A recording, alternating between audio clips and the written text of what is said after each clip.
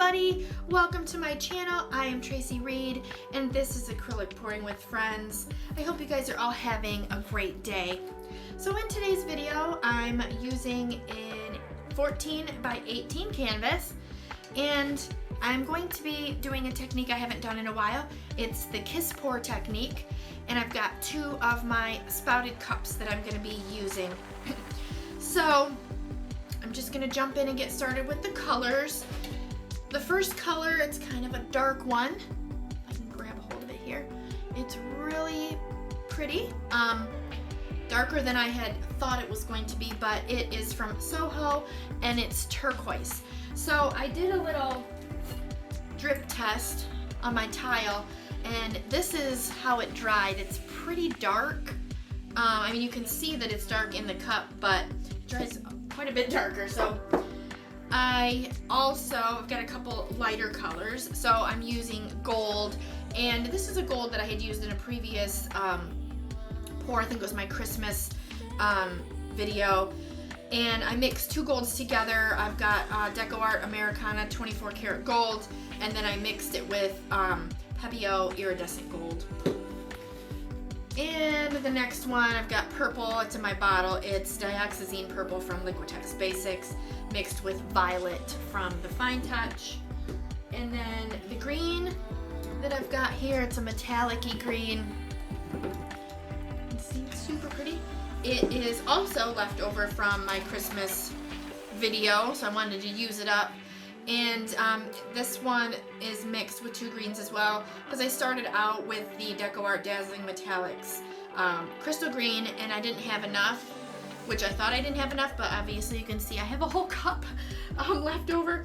And then I mixed that with DecoArt Americana Emerald. I think that's what that one's called. Yeah. Okay.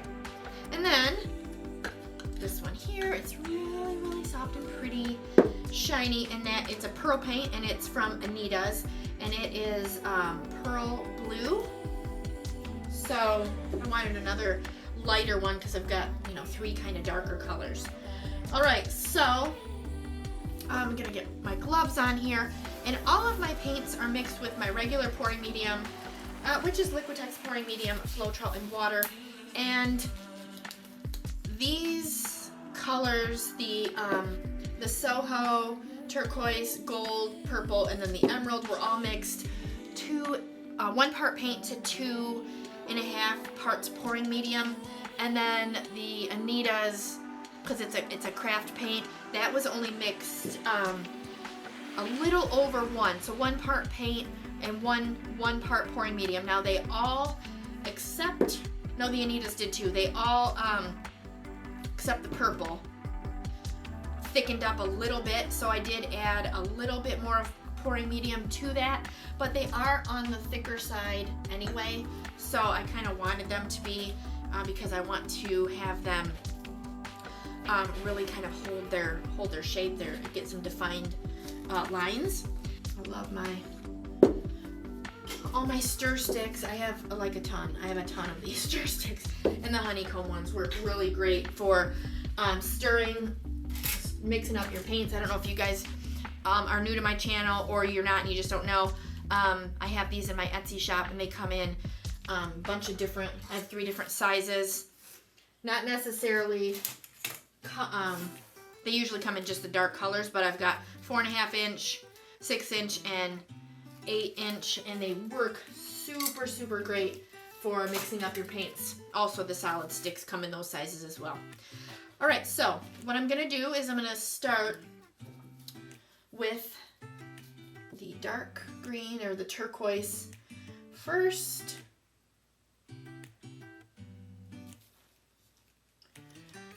And then just keep layering those in, and hopefully you can see that the gold is a little bit thicker.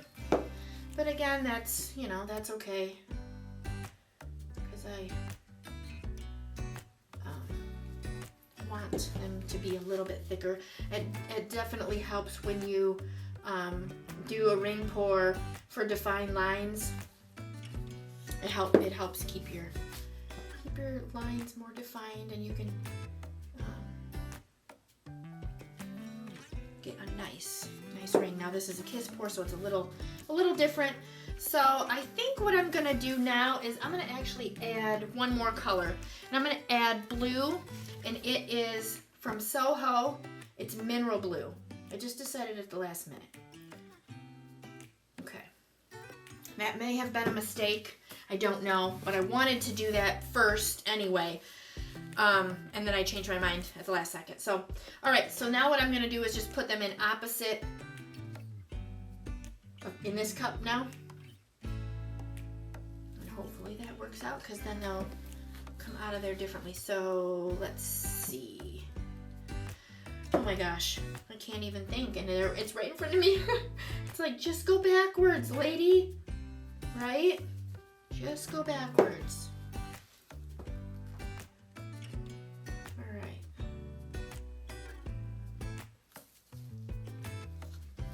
Making a mess. This art is messy. Now the purple is going to be in the same spot. I should have probably switched that around, but it's not really going to be that big of a deal. I think the gold will blend in there nicely, so it'll be fine. It'll be fine. All right. Okay, let me move this stuff. And I think what I'm gonna do, I'm gonna add a little bit of that aquamarine on the top of here, and a little bit of the gold on top of here, just to top it off, because I might need a little bit more paint. I'm not really sure. So for those of you that are new and have never done a kiss pour, what you do is you have 2 cups and you want to get the paint just to come out of your cup and have them, I gotta try to get them close to the same time, and have them come out where they kiss, just like that. Now it takes kind of a steady hand, and I don't have one, so I like to use my spouted cup for this, because I can rest the spout on the other cup. Like each cup is the spout is resting. You can kind of see that I moved it a little bit there, but anyway, that helps me. Now, you can do a traveling kiss pour as well. I tend to not do those because, again, I'm not very stable, well, shall we say. If you guys have watched a friend of mine, Tish from Naptime Creations, she does a traveling kiss pour, and it's always gorgeous. She always does really, really good ones. But I kind of stick to this one because, again, I'm a little shaky. So that's why I do this. Maybe one of these days I'll give it a go again.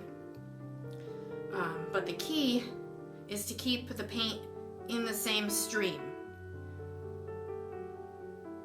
And then it gets a little tricky when you get down to the end, because you can't get your cup to get all the paint out. So, and you can see you can probably see I'm a little shaky there.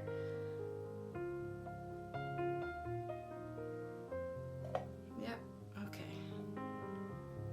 And then try to get it